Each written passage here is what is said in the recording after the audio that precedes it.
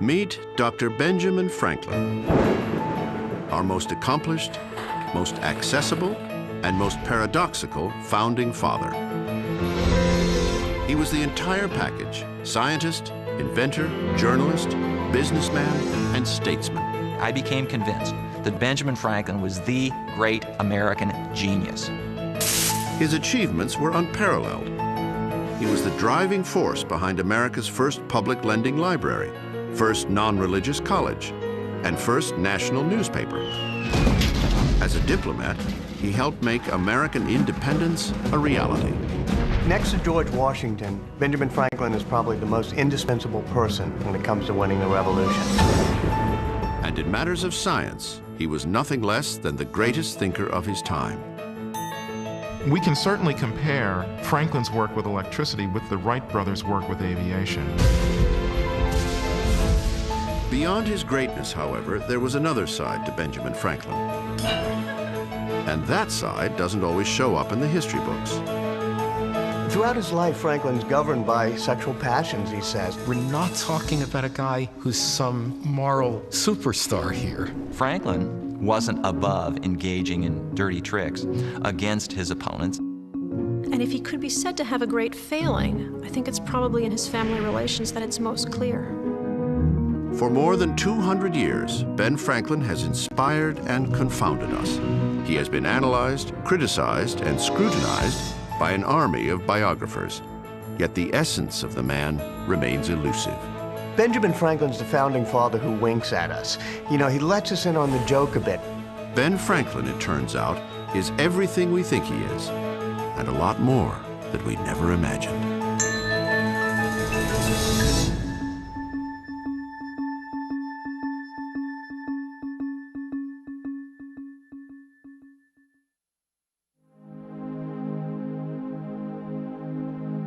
For someone who has been a national icon for well over 200 years, Benjamin Franklin remains surprisingly enigmatic. His long public life and prolific writings present us with a maze of different personas. At times, Franklin is diplomatic, at others, skeptical. He can be flirtatious, wary, conciliatory, witty, or maddeningly patient. He is rarely stubborn, usually wise, often candid, and, whenever necessary, artfully evasive. The doorway into this hall of mirrors is Franklin's autobiography, which he began writing at the age of 65.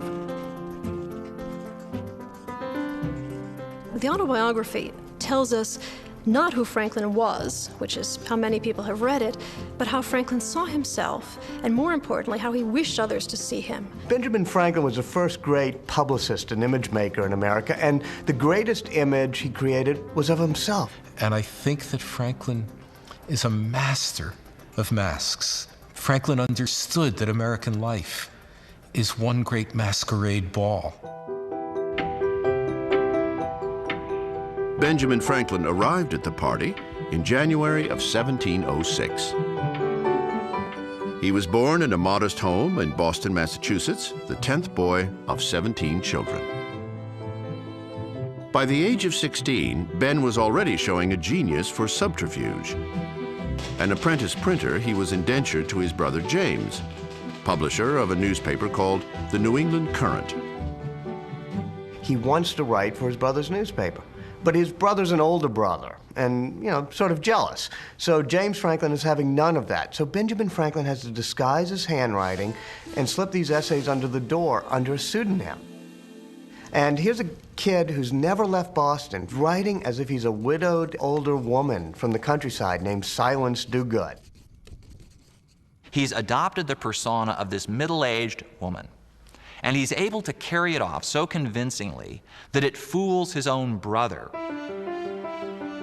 I have now remained in a state of widowhood for several years, wrote Mrs. Dogood, a state I never much admired. I could be persuaded to marry again, provided I was sure of a good-humored, sober, agreeable companion. But one even with these few good qualities being hard to find, I have lately relinquished all thoughts of that nature. The public was delighted with Silence Dogood. James, however, was not amused when he learned her true identity. In the end, Ben ran away from his apprenticeship, his family, and Boston. He ended up in Philadelphia. Benjamin Franklin was a runaway. He was a fugitive from his apprenticeship, which made him a fugitive from justice. And Philadelphia was a place that took in people like that and allowed them to find a niche and to flourish. At the time of his arrival, Franklin does not exactly exude an aura of success. He's 17 years old. He has no job, no prospects, and just enough money to buy a few rolls of bread. It happens that he strolls past the home of a young woman named Debbie Reed, who is destined to be his wife. And according to the story that he tells, she was standing in the door of her father's house on Market Street when this rather scruffy-looking character walks past with his dirty linen hanging out of his pockets and munching on a couple of rolls, which is all he had money to buy for breakfast. Franklin described the scene in his autobiography. She, standing at the door, saw me and thought I made, as I certainly did, a most awkward, ridiculous appearance. It is difficult to imagine George Washington or Thomas Jefferson portraying themselves in such an inglorious farce. He's very self-aware, very introspective, but he finds himself amusing in a way. And you can see the old man writing the autobiography and being amused by his younger self. So it's a very funny guy who's looking at himself and laughing part of the time. There was plenty to laugh about. For 7 years, Ben knocked around Philadelphia and London, working as a journeyman printer and getting in and out of scrapes. He feuds with an overbearing employer, makes a play for his best friend's girl, and gets stiffed on a few sizable but ill-considered loans. His endless brushes with human nature through the first section of the autobiography, that is one long account of America's first juvenile delinquent. And he scams other people scam him, and out of all of this, he comes away with a very considerable appreciation of what you can expect from others and a very considerable self-knowledge. It is during these early years that we first encounter Ben's enduring enthusiasm for the company of women. You know, we often think of Benjamin Franklin as this doddering old sage. But when he was a young tradesman in Philadelphia, he was, quite a good-looking guy. He was 6 feet tall. He was a great swimmer. He lifted weights. He loved dumbbells. He was, had a big, broad chest. Women, fell in love with him all the time. So he was a great hunk back then when he was in Philadelphia. By his own testimony in his autobiography, Franklin had a lively libido. And before he was married, he consorted with what he called low women. He was evidently engaged with prostitutes. Ben put it this way: that hard-to-be-governed passion of youth hurried me frequently into intrigues with low women, which were attended with some expense and a continual risk to my health. And he reports to us that it's a stone miracle that he didn't come down with syphilis or some other venereal disease. He didn't recommend it to people, but on the other hand, he didn't especially condemn it in himself. He recognized it was part of human nature, at least his human nature.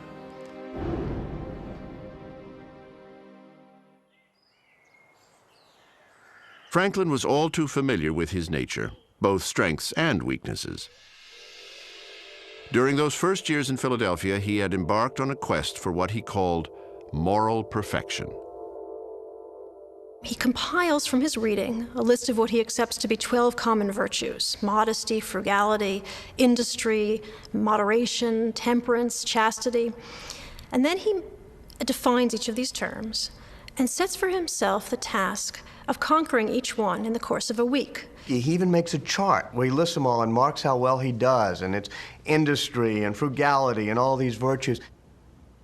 I think he was hopeful that he could be incrementally better, that it wouldn't do any harm to have a little bit of a run at modesty. It wouldn't do any harm to have a little bit of a run at temperance.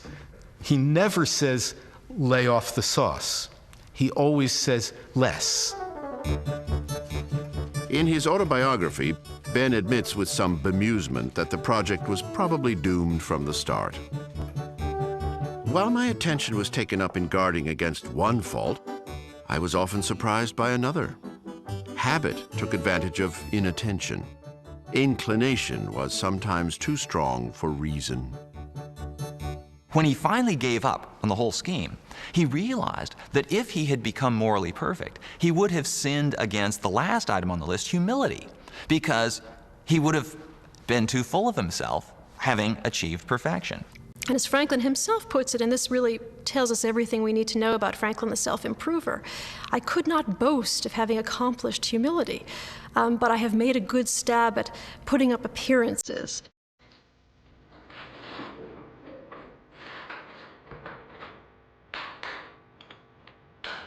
By 1730, Franklin's virtues, such as they were, and his indisputable talents, had elevated him from journeyman printer to owner of his own shop.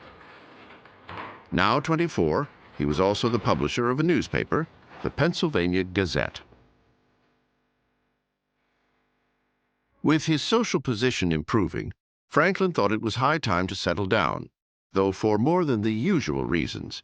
His intrigues with low women had resulted in the birth of a son, William. Debbie Reed, who had once been the object of Ben's romantic attentions, was willing to overlook William's origins and Ben's youthful indiscretions.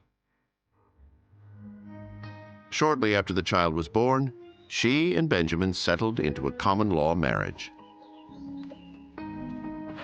During the following years, Franklin worked hard and paid dutiful attention to appearances. In every sense, Benjamin Franklin was becoming a self-made man.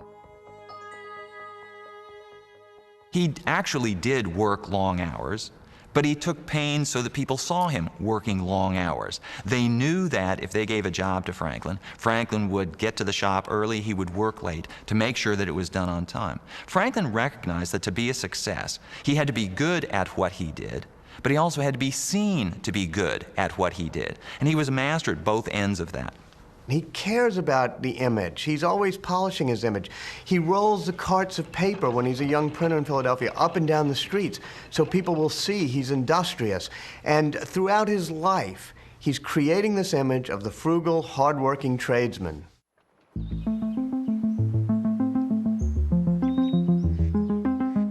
In 1733, Franklin created yet another image for himself as Richard Saunders, publisher of Poor Richard's Almanac. Now, everybody who cared to know certainly knew it was Benjamin Franklin, but it was a different name. And so when he published as Poor Richard, he could say things that he didn't want to say as Benjamin Franklin. It was as though this other side of Benjamin Franklin was just dying to get out. Early on, Poor Richard had to contend with a rival almanac that had been established for some 20 years. Ben was determined to take his share of the market. I don't think Franklin makes any secret of the fact that he's a deeply ambitious man. He's really a bundle of ambition.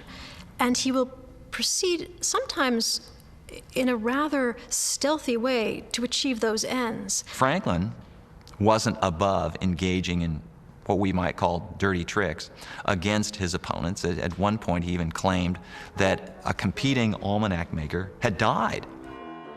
The rival publisher, of course, was very much alive, but readers delighted in Ben's irreverence.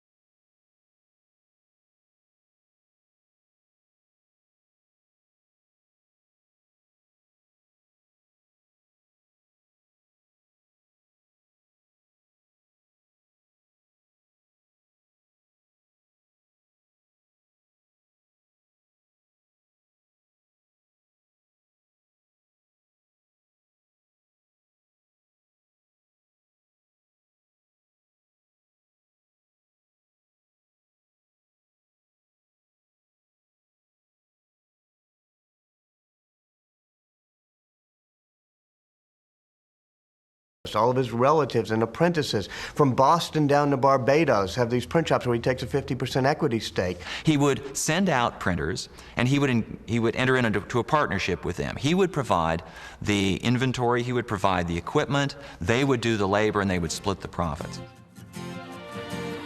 Franklin's media empire was a stunning success. From his arrival as a penniless runaway, he had remade himself into one of Philadelphia's most distinguished citizens. Benjamin Franklin's efforts at improvement did not end with himself, however. He would also be the driving force behind radical social innovations that still have an impact on Americans in the 21st century. For very many people, Benjamin Franklin is their favorite founding father. I think this reflects the fact that Franklin, in his temperament and his outlook, is the one that's easiest to imagine living at the beginning of the 21st century. George Washington in the year 2004, 2005, that would be a tough one. Thomas Jefferson may be easier. Benjamin Franklin would be really easy. It's so easy to imagine Benjamin Franklin in modern-day America because modern-day America was markedly shaped by Benjamin Franklin. Franklin's imprint on the civic life of the country can be traced at least as far back as 1727, when he organized a small social club, the Junto. The 12-member group, which met every Friday evening in a local tavern, included a cobbler, a clerk, a cabinet maker, and several printers. The Junto is a group of apprentices, journeymen, all of them clearly smart, ambitious, young kids on the make, looking to advance themselves in the Philadelphia economy. Franklin very much believes in self-improvement for what he calls we the middling people. In fact, he says you can't trust the elite or the establishment or the crown to protect our rights. It's up to we the middling people. You could call it a seminar of self-improvement. The people who were part of this seminar, part of this discussion club, were people who were in a similar situation as Franklin. And for the most part, they didn't have formal schooling, but they were very interested in educating themselves. That's not to say Ben and his cohorts were all work and no play. The Junto meetings were lubricated with alcohol and punctuated by drinking songs. Franklin loved to sing. He wrote about 8 songs, some better than others, I have to say. But his favorite activity was sitting in a small, intimate setting with friends of his, a club, a tavern, a living room, and singing with his friends. In between songs, Franklin and the Junto hatched plans that would change the world. They helped establish Philadelphia's first volunteer fire department and the first non-religious college in America, the Philadelphia Academy. It survives today as the University of Pennsylvania. Among their greatest achievements was the creation of America's first public lending library, the Library Company of Philadelphia. Thanks to the Junto, books would no longer be the exclusive domain of the wealthy and well-connected. They were simply trying to improve themselves. But in breaking down this fundamental barrier of class that had separated the uneducated from the educated, the wealthy from the people with lesser resources, they made it possible for people like Franklin, who should have had no business engaging in political discussions, philosophical discussions at a very high level, to do exactly that. And it's this class that's going to spearhead the American Revolution in the 1760s and 1770s. For Benjamin Franklin, the maneuvering required by public life was in itself an education, a master's degree in human nature and gamesmanship. Life is a kind of chess, he wrote, in which we have points to gain and competitors to contend with. By playing at chess, we learn not to make our moves too hastily. Some of Ben's most calculated moves pertain to matters of religion. For starters, he had to learn to navigate between Philadelphia's various congregations. You've got to understand what the Presbyterians like. You've got to understand what the Quakers like, though the Presbyterians and the Quakers hate each other. And if you're going to be the kind of a cultural broker that Franklin was, you can't be one or the other of those. Though nominally a Presbyterian himself, Ben had ties to Christ Church, an Anglican congregation. It was all part of the game. If you go into Christ Church today, you'll see a very large, prominent pew, which is marked as the pew of the Franklin family, which is weird because Franklin was not an Anglican, not an Episcopalian as we would now call them. But Franklin thought that it was politic to have a pew in Christ Church, which was the church of the richest denomination, the most socially prestigious denomination in the city. Ben's ties to organized religion extended beyond Christ Church. During his lifetime, Franklin donated to the building fund of each and every church built in Philadelphia. He's one of the largest individual contributors to the first synagogue built in Philadelphia. He thought religions all did good, and he cared not a fig about their doctrinal differences, but he was perfectly willing to support civic institutions that ameliorated the life of his fellow citizens. While being a friend to all of Philadelphia's religions, Ben also nurtured his own beliefs. Franklin was very clear about religion. He feels that there is a God, and God has created the world and is to be worshipped, that the best way one can worship God is by doing good among men. Doing good was a favorite strategy of Ben's, especially in that murky area where civic duty also promoted personal gain. Poor Richard had a wonderful saying called about doing well by doing good, which meant you could serve your community but also do well by yourself. And that was really Franklin's creed. In 1736, a few years after opening his print shop, Franklin becomes clerk of the Pennsylvania Assembly. Through his position, he secures a lucrative contract printing the Assembly proceedings. The standards of conflict of interest were a lot looser back then. I mean, nowadays we're kind of shocked if a Halliburton gets a large number of contracts and works with the government and, you know, looks like insider dealings and stuff like that. But back then it was pretty natural that a person who was a civic leader could also do well in his business through his civic work. Franklin also served the British Crown as a royal deputy postmaster. Franklin had the responsibility of improving the postal service throughout the American colonies, and he did a wonderful job at this. The delivery of mail, in fact, around the colonies from Philadelphia to New York in the 18th century was faster than delivery of mails is today. But Franklin's postal innovations also helped himself. He could now be secure that his newspaper was widely distributed across the colonies. As the proprietor, the printer, the editor, publisher of the Pennsylvania Gazette, he quite commonly reported news from other colonies. The faster the news got from Boston to Philadelphia, the faster the news got from Charlestown to Philadelphia, the sooner he could get it in the paper and the more valuable his paper would be. The Pennsylvania Gazette became, in essence, the New York Times of its day. By the time he was 40, Benjamin Franklin was becoming a household name across the colonies.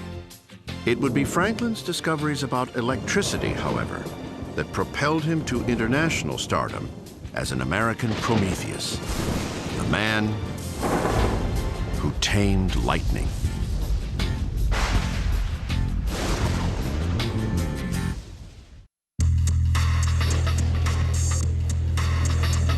Ben Franklin hardly qualifies as a hippie. He didn't exactly turn on and drop out, but he did reach a stage in life when he decided to quit working and have more fun. Franklin is sometimes held up as the archetype of the American capitalist, the self-made man who succeeds in business. And to a certain extent he was, but he was much more than a capitalist. Franklin retired from business at the age of 42. Why? Because he had enough. There were other things he wanted to do with his time. I shall like to give myself leisure to read, study, make experiments, and converse at large with such ingenious and worthy men as are pleased to honor me with their friendship.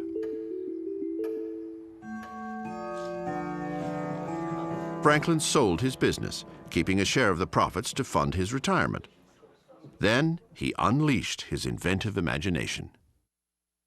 Franklin was a great inventor, and it starts as a little kid. He teaches himself how to swim by looking at books about it, and then he wants to swim faster, so he invents flippers and fins and stuff like that. And then even faster, he strips, jumps into Boston Harbor, and takes a kite, so he's pulled across Boston Harbor with a kite. Franklin's inventiveness, Franklin's curiosity was just like the Energizer Bunny. It never stopped. It was always churning. Franklin never went anywhere, never did anything without looking around and asking himself, what is going on? Why is this so?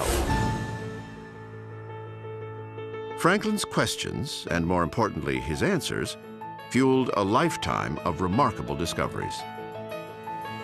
During a transatlantic voyage, Ben becomes curious about anomalies in ocean temperatures and ends up charting what we now know as the Gulf Stream. After calculating the physics of heat radiation and convection currents, Ben designs the most efficient home heating device of the 18th century, the Franklin stove. When Ben becomes fed up changing between reading glasses and distance glasses, he mounts half of each lens in both sides of his frames. He calls the design double spectacles. Today, we call them bifocals. Few inventors can boast such a string of #1 hits. But every now and then, Ben uncorked a complete and utter failure. Most notable, his phonetic alphabet. In Ben's plan, most of the 26 familiar letters are retained. But there are also 6 new letters, among them ing, ish, ed, and eth. This letter to a lady friend is one of the few that Franklin wrote using his phonetic alphabet. Soon after, he dropped the system, much to the relief of those on the receiving end of such messages. After a while, he kind of gives up on the phonetic alphabet. Noah Webster picks it up, writes some articles about it and stuff, but Franklin realizes that he's never going to be able to push reform that far and get everybody to use a phonetic alphabet.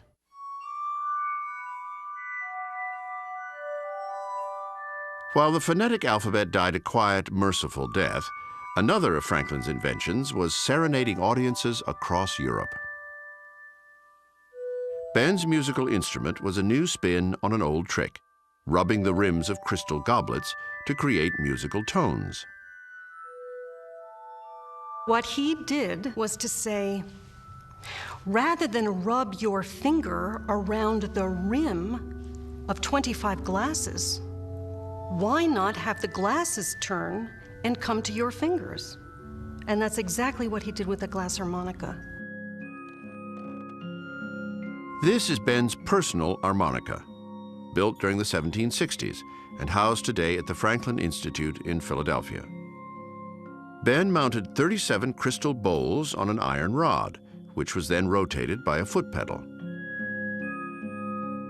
As the bowls turned in front of him, he would wet his fingers with water, and the friction produced by his fingertips on those bowls made that characteristic sound. Of all the things Franklin invented, this was his very favorite one. While his harmonica brought him widespread acclaim during his lifetime, it was Franklin's work with electricity that would make him a legend for the ages. Franklin came to electricity at a time when electricity was not quite a science. It was a curiosity. It was almost, well, often was, a vaudeville act. After seeing one of these shows, Ben was hooked. He acquired this contraption, known as a Hawksby generator. Its sole purpose was to create static electricity. This Hawksby generator is very similar to the kind of device Franklin used to generate electrical charges. This plastic drum will pick up electrical charges from this pad as I crank it. Those electrons will then be transferred through the brass fingers onto the collection cylinder and then out to the distribution point.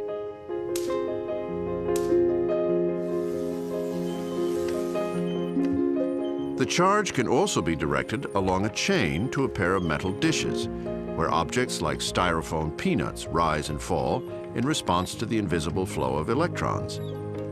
Franklin performed a similar trick using a small spider made of fabric. Through simple experiments like these, Franklin develops his landmark theory of electricity. He begins with an entirely new terminology.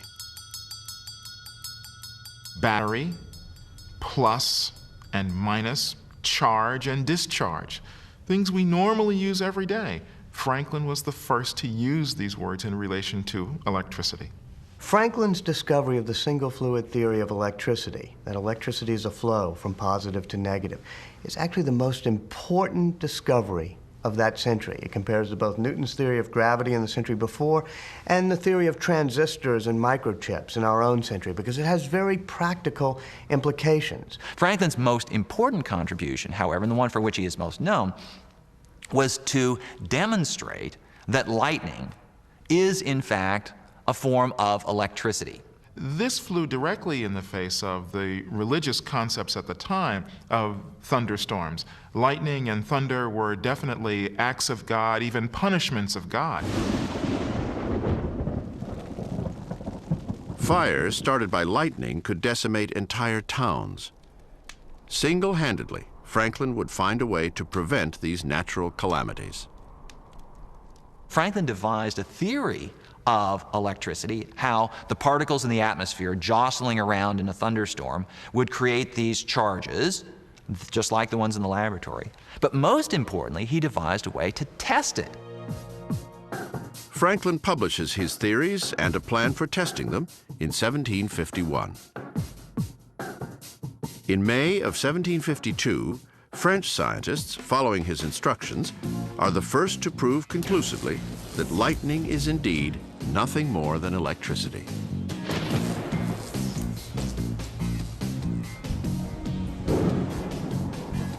In June, before news arrives from France, Ben is ready to conduct his famous kite experiment. The concept seems simple today. A small wire on the kite will draw an electric charge from the clouds. The charge will then travel down a string to a key tied onto the line.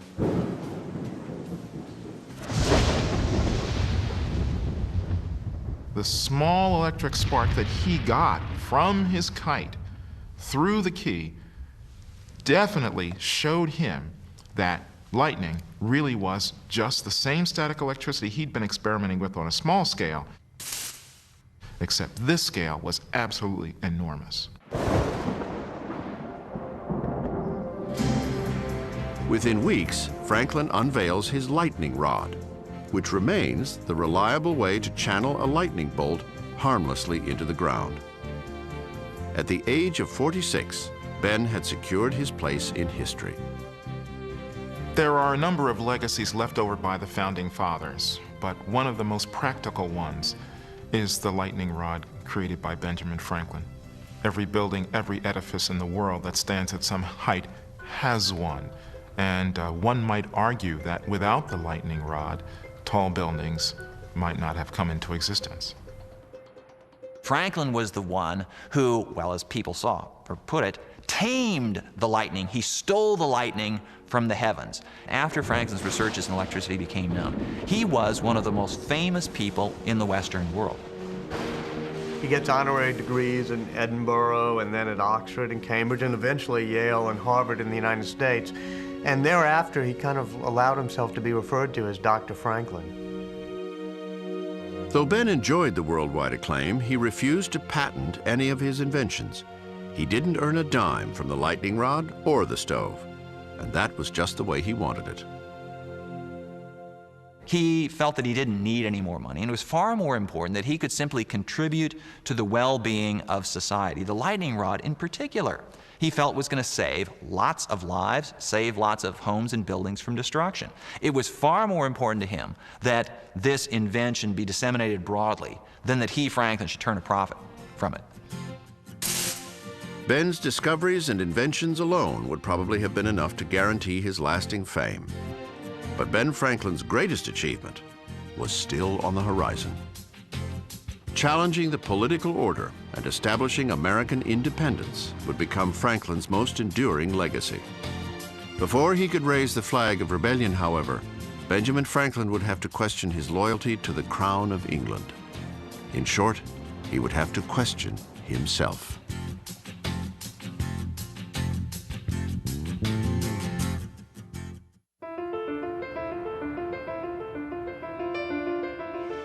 These days, it seems the British royal family is a non-stop soap opera of petty rivalries, naughty scandals, and epic tragedy.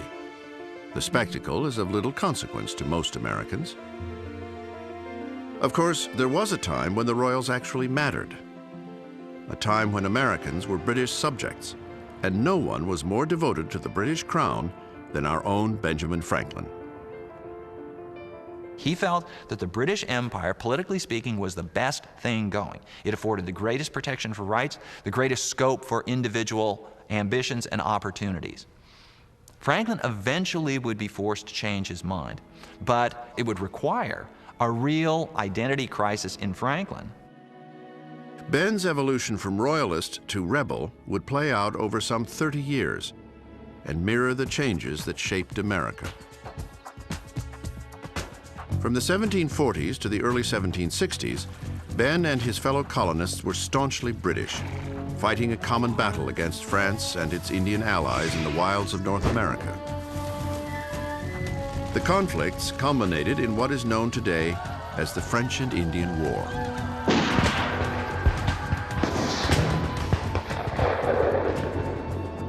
When French raiders penetrate to within 50 miles of Philadelphia, Franklin raises a militia to defend British interests. Later, he and his son William restore British control to frontier towns decimated by Indian attacks. You don't think of Franklin as a military guy. But in the 1750s, when the Indians are terrorized, he and William go off to the frontier, and with this voluntary militia, they help build a line of forts that try to protect Pennsylvania from the marauding Indians.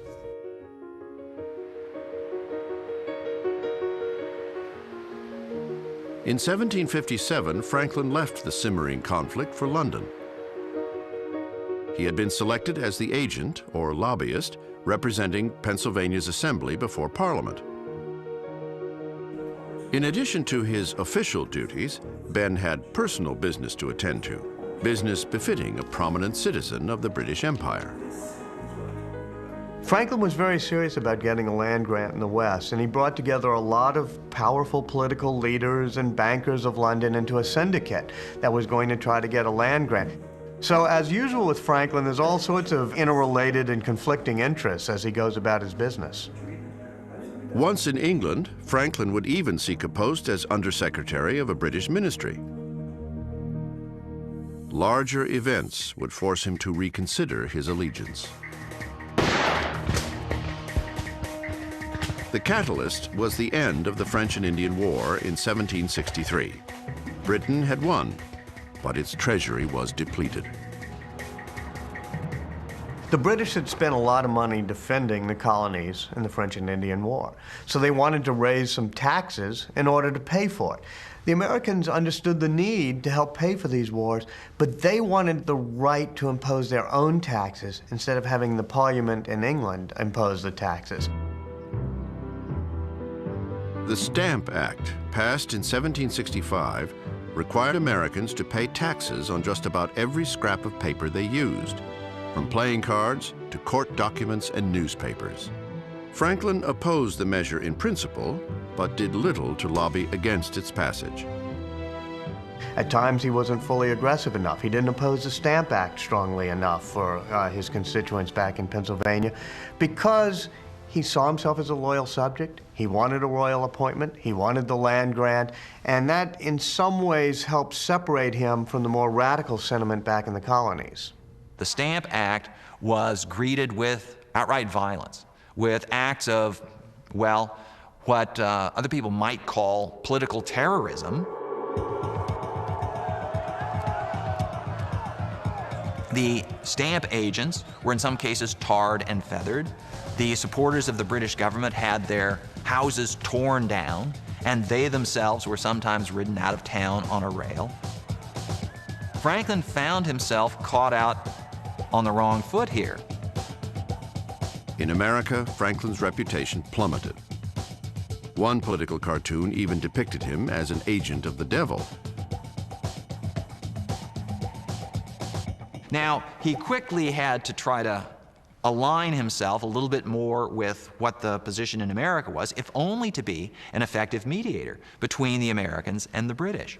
But he still believed that reason could bring the two sides back together, because he thought it would be a tremendous shame and a great loss to Americans, to the British, to the world at large, if the British Empire fell apart. On February 13, 1766, Franklin appears before Parliament and argues forcefully against the Stamp Act. 9 days later, Parliament rescinds the measure. His testimony against the Stamp Act was the single most important thing that convinced the English government that it had to repeal the act. It also was the single most important thing to making Franklin the premier spokesman for the colonies and restoring his reputation back in America. The Stamp Act episode left Franklin questioning his loyalties to England. Those doubts increased when Parliament instituted new taxes on the colonies. The real issue was that in London, the colonies were perceived as subservient economically and politically. They were second-class citizens. They couldn't have their own manufacturing. They couldn't have their own power to tax without London's permission. And that was destined to cause a breach. What began as a breach escalated into a disaster. On March 5, 1770, British soldiers gunned down 5 Americans during a sudden explosive street battle, the infamous Boston Massacre. Franklin was outraged, but he still believed relations between Britain and America could be saved. To continue his role as mediator, he accepted an offer to serve as agent for the Massachusetts Assembly, the motherlode of American defiance.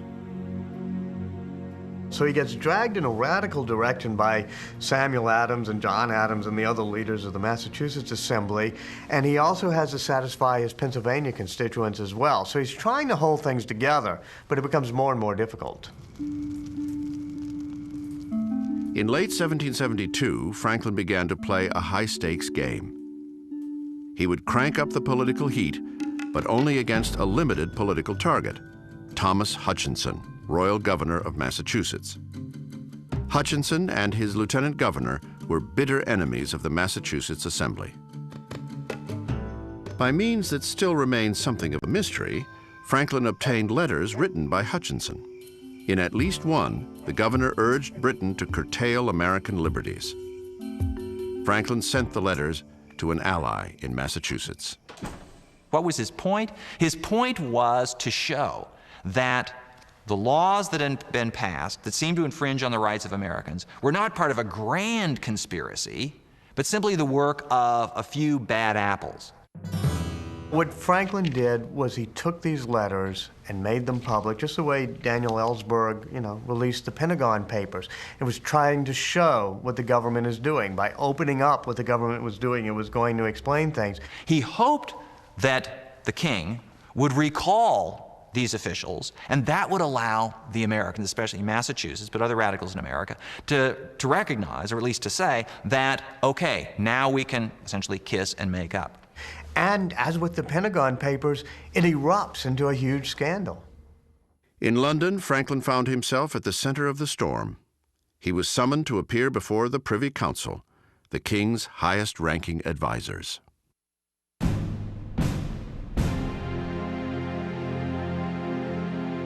Just before Franklin arrives in the Privy Council, news of the Boston Tea Party arrives in London.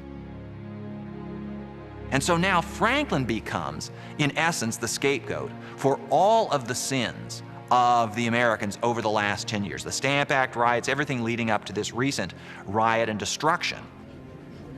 January 29th, 1774. Benjamin Franklin stands before the Privy Council in a hall known as the Cockpit, once a stage for bloody cockfights. The galleries are filled with members of Parliament and other dignitaries, most antagonistic to Franklin. Alexander Wedderburn, Solicitor General, speaks for Britain. He dresses down Franklin as he might a teenaged pickpocket. And Franklin is realizing, I think now for the first time at a really personal level, the political has become personal. And Franklin must have been thinking, I'm always going to be treated as a second-class person simply because I'm an American. And as I see it, Franklin walked into the cockpit on that January morning in 1774, a Briton, and he walked out an American.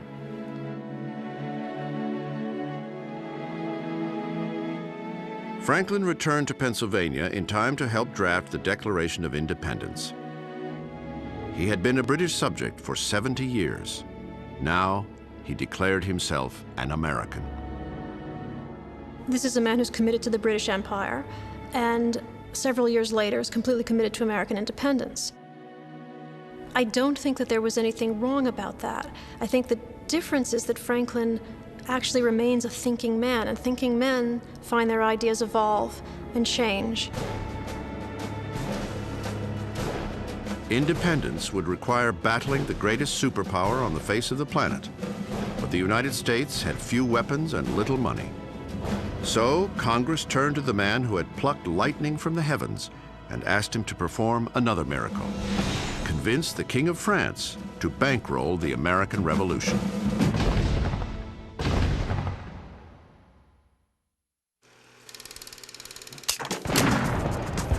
Guns, ammunition, soldiers, money.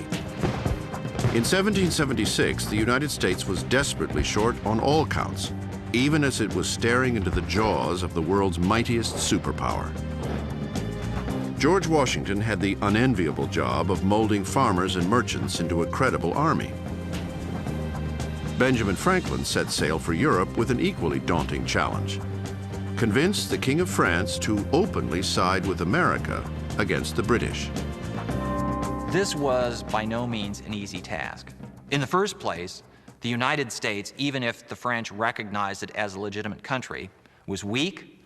There was absolutely no precedent for this sort of revolution to think that this new country could maintain its independence. Franklin had no illusions about what was motivating the French. They were operating out of pure self-interest. They had an ancient rivalry with England. They had a peace of 1763 to seek their revenge for. They had no interest in American independence. And complicating things even more was the fact that the independence of the United States was premised on something that was absolutely anathema to the French crown, namely revolting against and overthrowing your king. In fact, the Declaration of Independence itself was banned in France. Selling an anti-royal uprising to King Louis XVI would test the limits of Ben Franklin's gamesmanship. Franklin knew he had little of substance to offer. His mere presence in France, however, became nothing less than a national holiday. The man who had tamed lightning was coming to Paris.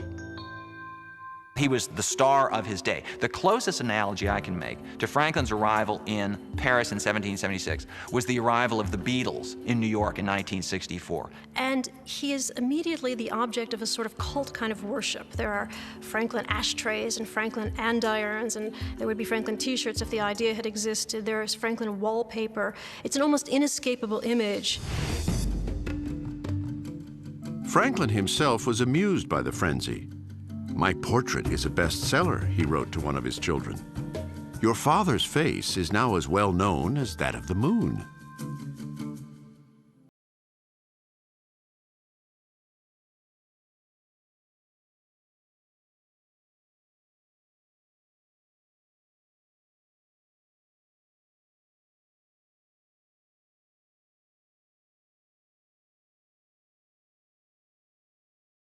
On the part of this rising bourgeoisie, the class that is going to take charge in the French Revolution. And Franklin takes pains to become as popular as possible with exactly this group. There's no question that his prestige is one of the biggest weapons in America's arsenal. So if King Louis then can't get along with Franklin, he risks not only alienating the Americans, but alienating this group that so loves Franklin.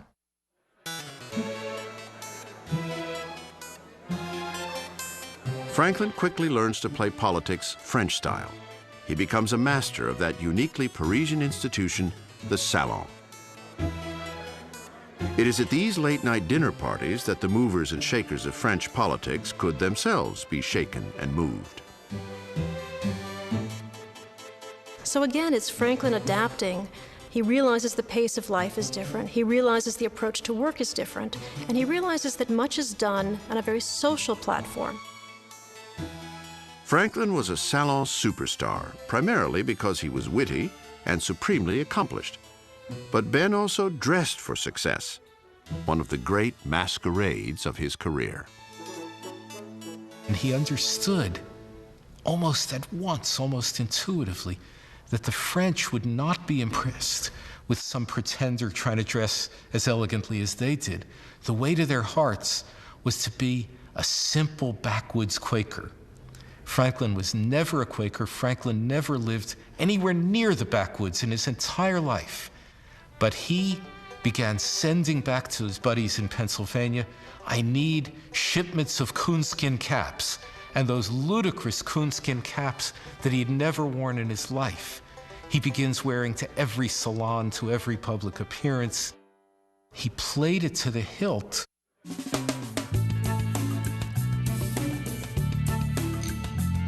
The French were enthralled. And as Franklin's fame grew, so did the envy of certain other Americans. In particular, Franklin's ease with Parisian women, whom he sometimes referred to as his mistresses, stands in stark contrast to the tortured efforts of John Adams, another member of the American delegation. Franklin and Adams had two very different approaches to the French. You can even see it in the way they learned the French language. Franklin talks about how he learned to speak French by lounging on the pillows of his French mistresses, whereas Adams learned to speak French by memorizing a volume of French funeral orations. So they have a totally different style. He speaks of Franklin's charm as if it ought to be a controlled substance or something. And there's almost an eternal friction between the sort of classic over and classic underachiever, between the class nerd and the most popular guy, between Adams and Franklin. He goes to Paris and he discovers that Franklin is the lion of French society and Adams is a nothing. In fact, the people of Paris get him confused with Samuel Adams. And they're always, well, they end up just calling him the other Adams. Even routine office work ended in fits of sputtering rage for the other Adams. John would be at work early, and Ben would stroll in at noon after a late night at the salon. Adams thought it was ironic that the person who had spoken about early to bed, early to rise makes a man healthy, wealthy, and wise, John Adams had grown up on Poor Richard's Almanac. And here was the author of Poor Richard's Almanac not following that kind of advice at all. But Franklin understood that he was actually getting more business done for the American mission at 2 o'clock in the morning in somebody's salon than Adams did at 8 o'clock in the morning in the office. That's simply the way the world of Parisian politics worked. In Ben's view, John was a mixed blessing. He means well for his country, noted Franklin, and is always an honest man, but in some things, absolutely out of his senses. The French find Adams even more annoying. The foreign minister refuses to deal with him.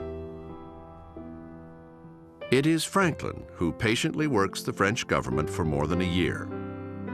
In February of 1778, after learning of a significant American victory at Saratoga, Louis XVI finally signs on the dotted line. Next to George Washington, Benjamin Franklin is probably the most indispensable person when it comes to winning the revolution. Now, what had been a trickle of covert arms becomes a potent battlefield alliance. A steady stream of weapons and soldiers arrive in America. France then provides 90% of the gunpowder we used in the revolution. The Marquis de Lafayette has almost as many trench troops at Yorktown as George Washington has American troops. So that's what allows us to win the revolution militarily. Still, battlefield successes must be translated into diplomatic terms. After the decisive victory at Yorktown, Franklin and a team of American envoys would spend 2 years haggling with the British over details of a final peace treaty. In the end, the British realized that it wanted to have America as an ally. And Franklin is able to play off Britain against France. So they're both competing to have better alliances with America, because they realize that America is going to be the great trading and economic partner in the new century. And it ends up with Franklin being able to make deals with both of them.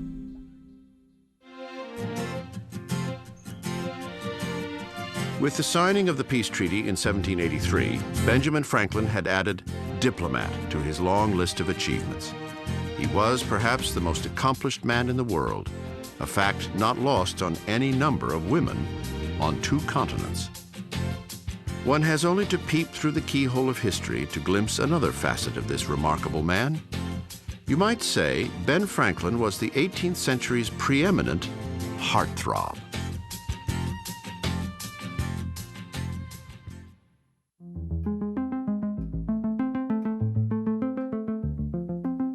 "Love me 1,000th part so well as I do you," urged one woman. Another confided, "You are the first man that ever received a private letter from me."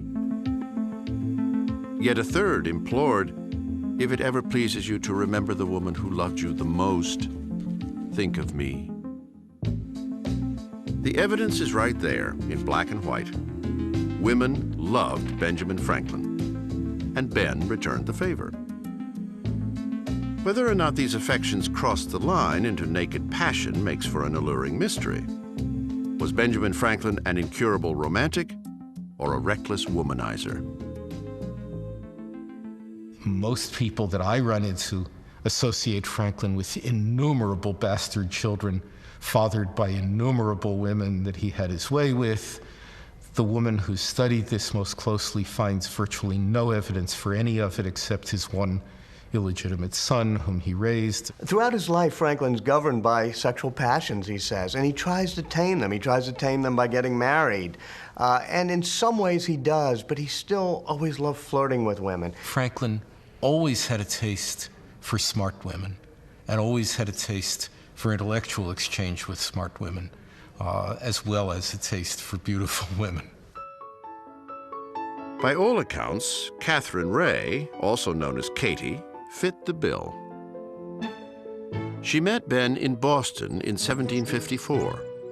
Soon after, they shared a carriage south through New England. The events of that trip remain unclear. The letter Katie wrote to Ben just after no longer survives. Some say Ben himself made sure that it didn't. I think he tried to make it a romantic relationship, but she resisted. So in the end, like almost all of his other relationships, it's really a flirtation of the mind and of the heart, but not really a romantic relationship. They remain friends for the rest of their lives. Franklin had women friends in Britain as well. During much of his tenure as a colonial agent in London, Ben took a room at this house on Craven Street. There he enjoyed the company of his landlady, Margaret Stevenson, and her daughter, Polly. And once again, Franklin develops a very flirtatious relationship with the young woman, also a very intellectual relationship. He writes her about all of his scientific discoveries. Polly was even among the trusted few who received a letter written in Ben's phonetic alphabet. But there may have been something more between Ben and Polly.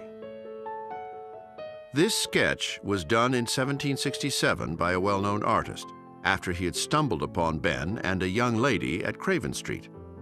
The young lady's identity has never been confirmed, though she is said to be none other than Polly Stevenson. Franklin's relation with Polly Stevenson is a puzzle we will probably never unravel. Likewise, his relation with her mother, Margaret. whether there was something ongoingly romantic, whether they were living together in anything other than the sense that he was living in her building, who knows? It is the period between 1776 and 1785, Franklin's stay in France, that has given rise to the most notorious tales about Ben and his girlfriends. By that time, his wife Debbie had died. Ben was on his own. Franklin and the ladies of Paris has always been an irresistible subject. The question of what he actually wanted from them, what he actually got from them, has tantalized forever. Soon after arriving in France, Ben moved into a suite of rooms in this chateau in the town of Passy, just outside Paris. Despite appearances, Ben's lifestyle here was far from opulent. Franklin had probably the most Spartan existence of any diplomat in Paris at the time. Franklin had a household of between 3 and 9 in staff. Most of the diplomats in Paris had upwards of 100. There was no foreigner ever who sat at Franklin's table and complimented him on his sumptuous fare. It was always poor Franklin, his Spartan existence. We had a very simple Republican meal at Dr. Franklin's.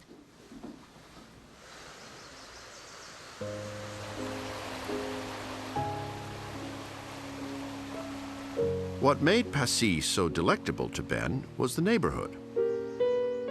Or, more precisely, the girl next door, Anne-Louise Briand de Jouy.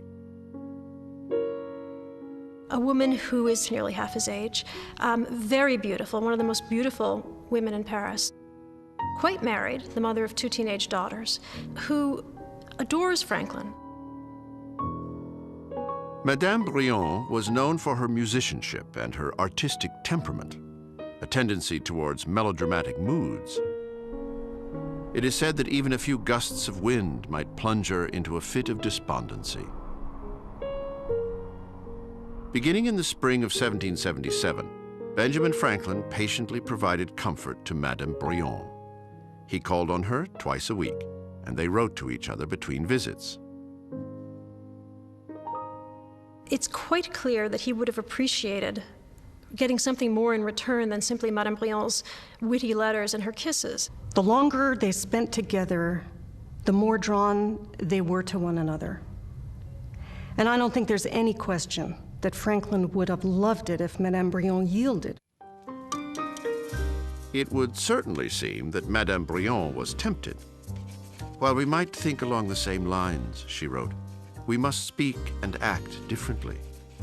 Perhaps there is no great harm in a man having desires and yielding to them. A woman may have desires, but she must not yield. Rejection, however, only seemed to fuel Ben's passion. Franklin was very serious in his pursuit of Madame Briand, and he wrote her all sorts of salacious letters trying to entice her into a relationship. In one note, Franklin refers to his love in words that almost certainly were meant to have a double meaning. My poor little boy, whom you ought to have cherished, instead of being fat and jolly, is starved almost to death for want of the nourishment which you inhumanely deny him. Briand bounced insinuations right back at Ben. The lady advises the gentleman to fatten up his favorite at other tables than hers, which will always offer too meager a diet for his greedy appetites. Though poetically put, the meaning was clear. No. They finally agreed that he would consider her as a daughter, and she would consider him as a beloved father. She began addressing him as mon cher papa, and he occasionally addressed her as my dear daughter. Father figure was a role Ben reluctantly assumed with more than one young woman. Even at his age, because he was always a remarkably vigorous and physical specimen, he probably did have some forlorn hopes that they would respond to his advances, but he always came on as an uncle. He always came on with an easy escape route for them. That was not the case with another Frenchwoman, Anna Catherine Helvetius. A ravishing beauty in her youth, Madame Helvetius was an attractive 50-something widow when she caught Ben's eye in 1778. She was somewhat bohemian. She had both the qualities of the upper class, but the bohemian nature of somebody who had been raised poor, and he loved that mix in her. With Madame Helvetius, Franklin was apparently more interested in marriage than lusty adventure. But rather than ask directly, Ben writes her a fanciful story in which he just hints at a proposal. And that proposal has not always been taken altogether seriously. I see it as a perfectly serious bit of work. She turns him down. But there seems no question that his devotion to her outlasts the flirtation. Even after the return to America, even as he's nearing the end of his life, he's still writing her. And he writes that he still thinks of her in his dreams, and he hopes one day to see her again. And there's a real element of regret there. In the later years of his life, Ben wrote letters not only to Madame Helvetius, but to Katie, Madame Brion, and Polly as well. Clearly, he valued his female friends. The friendships, whatever their nature, survived both time and distance. It is no secret, however, that Franklin showed little evidence of such strong connections with his own family. In fact, it is in family matters that Benjamin Franklin would show the most puzzling side of his complex and enigmatic character.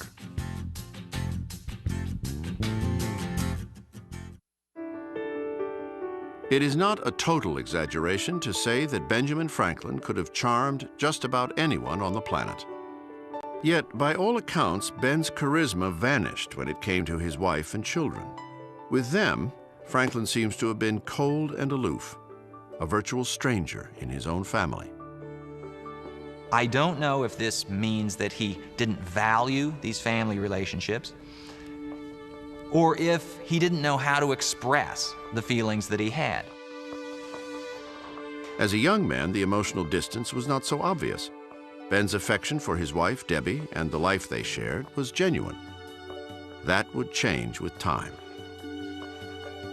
Franklin's life is a succession of outgrowing one environment and growing into the next one. At the time Franklin married Debbie, he was a young businessman in Philadelphia trying to get a start. She was a young woman in Philadelphia. Her whole world had been Philadelphia. For 15 or 20 years, Franklin was content to spend nearly all of his time in Philadelphia. Debbie helped Ben raise his illegitimate son, William. Then, in 1732, Debbie gave birth to a son, Francis. Ben delighted in the miniature perfection of the infant, whom he called Frankie. What curious joints and hinges on which limbs are moved to and fro, he marveled.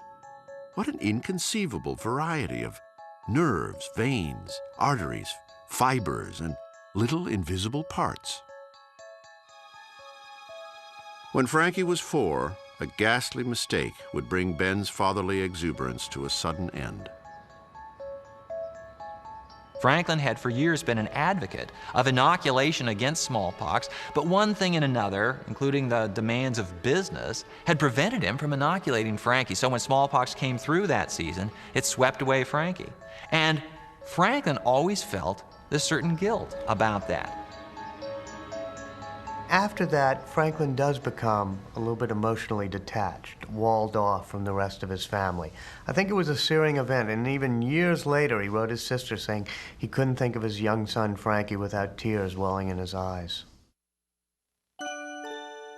7 years after Frankie's death, Ben and Debbie had a second child, Sarah.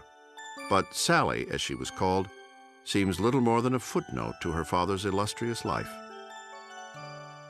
From the time Sally was 12 until she was 39, more than a quarter century, Ben spent just over 3 years in America.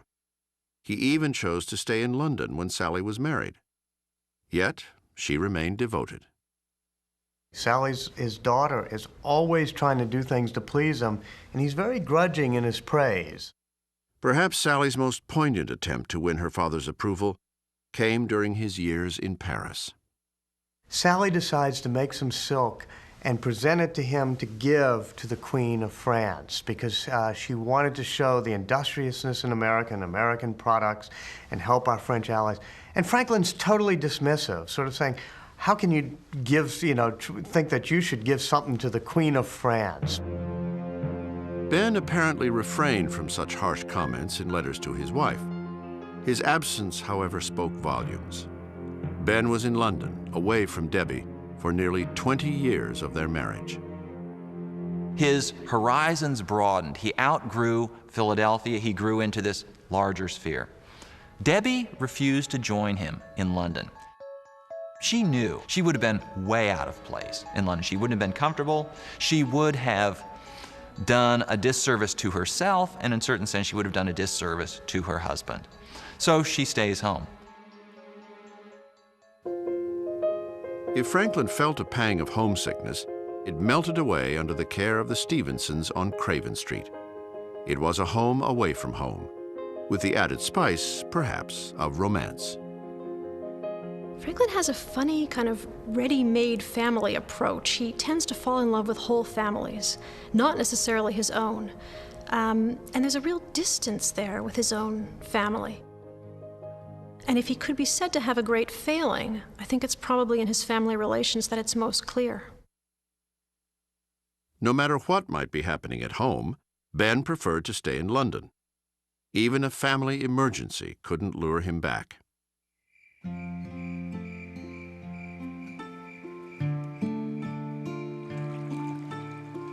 November 1769. Debbie suffers a stroke. In a letter to Ben, she attributes her illness to their separation, calling it dissatisfied distress. I was unable to bear any more, she writes, and so I fell and could not get up again. The fact that he knows his wife of many years is ill, he knows that she wants him to come home, and he doesn't really speak well of Franklin's attachment to this relationship. Deborah Franklin died just before Christmas 1774. She hadn't seen her husband in more than 7 years.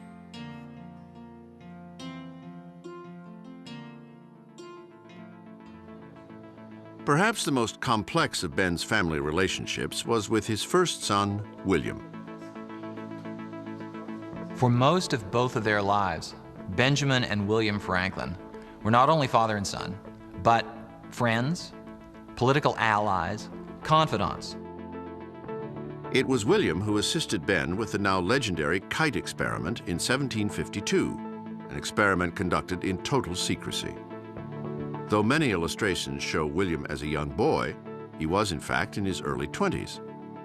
In the decades that followed, father and son grew ever closer.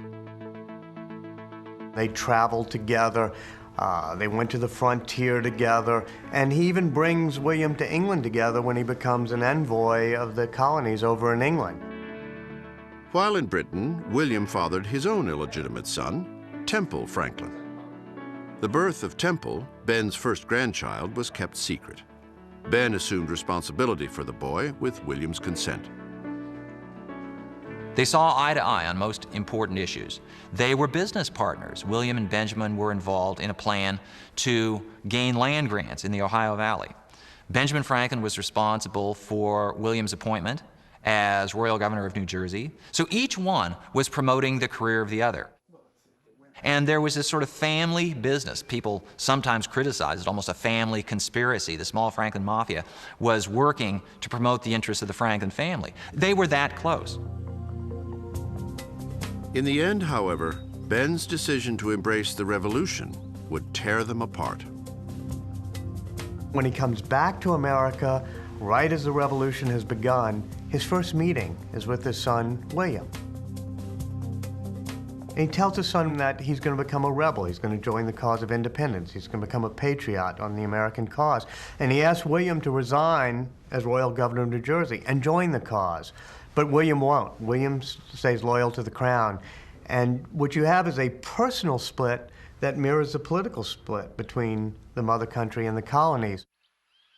The bitter split soon extends to include William's son, Temple, then 15. There's a struggle for the soul of this kid between Benjamin Franklin and William. And back and forth, Temple goes from New Jersey to Pennsylvania throughout 1775 until finally he sides with Benjamin Franklin, his grandfather, and becomes a revolutionary. There is more bitterness to come. In March of 1776, William learns that his father is part of a secret American mission heading to Canada to enlist support for the revolution. William passes the information to his British superiors, who apparently mobilize soldiers to intervene. Franklin learned about this. He became exceedingly hurt, and it became impossible for Franklin to forgive William. It's difficult to know where to pin the blame for this. I'm not even sure blame is the right word. After Washington's victory at Yorktown, there was little to keep William in America. He left for England in 1782. His final meeting with Ben came in July of 1785. Ben stopped in Britain on his way home from France. His arrival was preceded by a letter. "Nothing has ever hurt me so much as to find myself deserted in my old age by my only son," Ben wrote William. "I ought not to blame your differing in sentiment with me in public affairs, though there are natural duties which precede political ones and cannot be extinguished by them." The hurried meeting between Ben and William is a disaster. There is no compromise, no forgiveness, no reconciliation. William won't apologize for what he has done. Franklin, of course, won't apologize for what he has done. Each one believes that the other ought to be the one making the apologies. These two strong-headed men, Franklin now is nearly 80, William is in his 50s. These are full-grown men, and each one has a very firm sense of his own rectitude, and they simply can't get back together. Franklin has put up a wall, and there's absolutely no crossing that wall at this point. He'll write his son essentially out of his will, and he washes his hands of him. All in all, Benjamin Franklin appears painfully ungifted as a husband and father, though he did spend his later years living with his daughter Sally. Whatever his personal shortcomings, Franklin's legacy as a founding father shines with his customary brilliance. As much as George Washington or Thomas Jefferson, it is Ben Franklin who would see the vision, speak the wisdom, and set the examples that shape the personality of the United States, even today.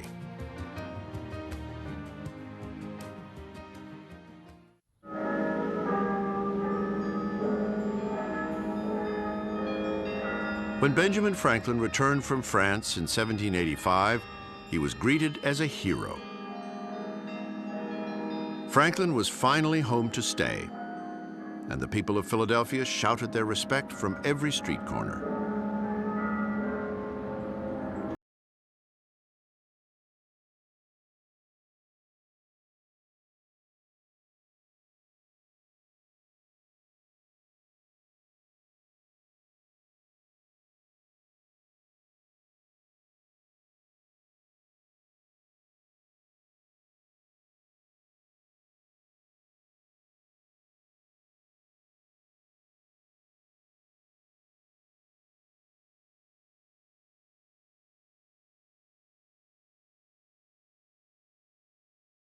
This illustration that urged the colonies to unite for the common good.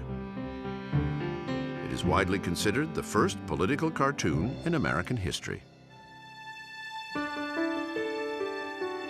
More than 2 decades later, the rest of the country would come around to Ben's point of view. On July 4th, 1776, the colonies finally decided to join or die. The Declaration of Independence enshrined another bedrock American value, the separation of church and state. Here, too, Ben led the way. Congress creates a committee in order to write the Declaration of Independence. In fact, it may be the last time Congress created a really good committee, because it has John Adams, Thomas Jefferson, and Benjamin Franklin on it. Once Jefferson completes a draft, he presents it to Adams and Franklin for review. Franklin looks at that second paragraph, that famous second paragraph, and Jefferson has written, "We hold these truths to be sacred and undeniable." And you see the heavy backslashes of Franklin's printer's pen in which he crosses it out, and he writes, "We hold these truths to be self-evident." And his point is that our rights come from the consent of the governed, from rationality and from reason, not from the dictates or dogma of any particular religion. And what we have is a separation of church and state, and how they have to be kept separate. America had cut itself free from the dictates of both church and royalty. Yet the individual states still jealously guarded their own power, just as they had as colonies. In 1781, they grudgingly agreed to a national government, but it was toothless, ineffective, and doomed to failure. The Articles of Confederation did not allow for a strong enough central government. It couldn't even impose taxes. So after a while, they needed to have a constitutional convention so they could start revising the Articles, and what they end up doing is throwing them out totally and writing a whole new constitution.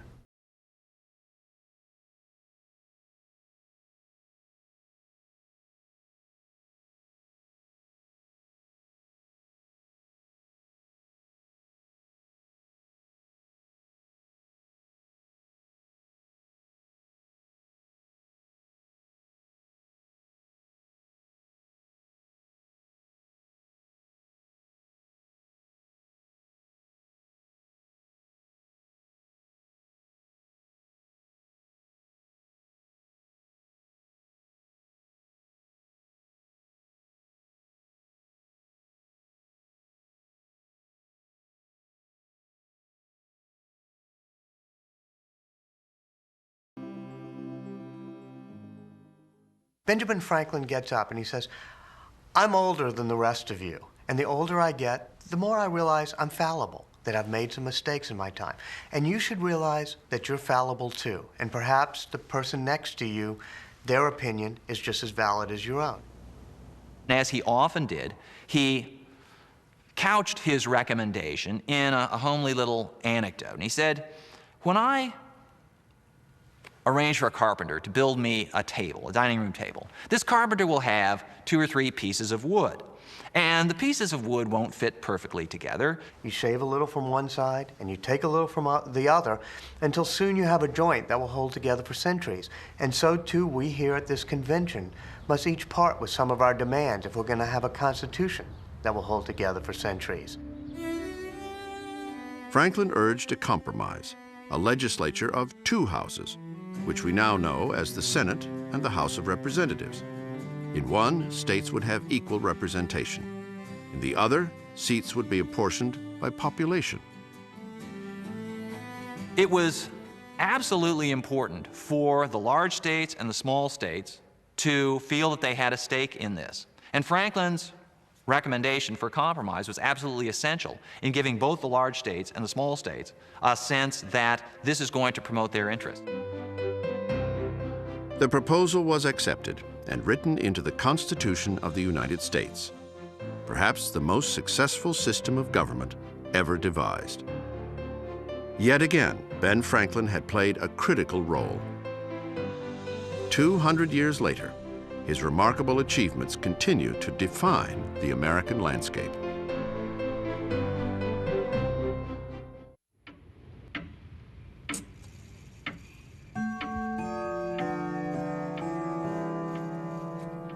On January 17, 1790, Benjamin Franklin marked his 84th birthday. He was suffering from pleurisy and kidney stones, and sometimes resorted to opium to ease the pain.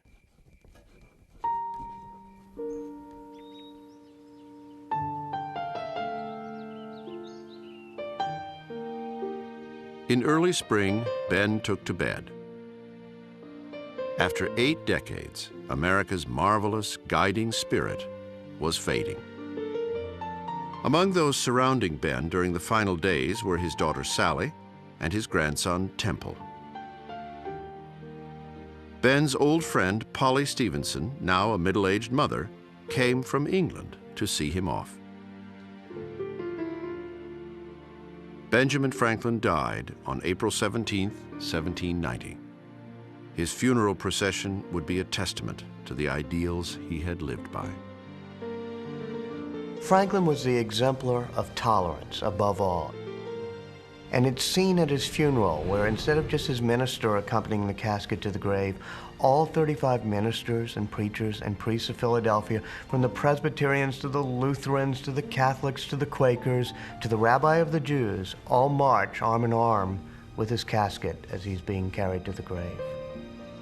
Every biographer basically brings his subject into his home for a while. Franklin was the most wonderful house guest.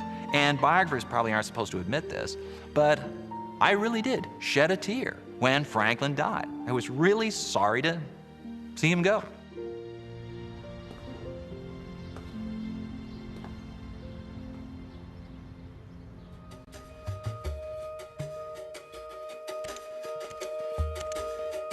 Benjamin Franklin, however, is still very much with us.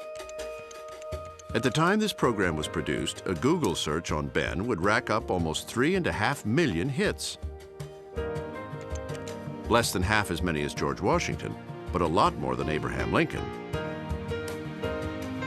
Or even Mick Jagger.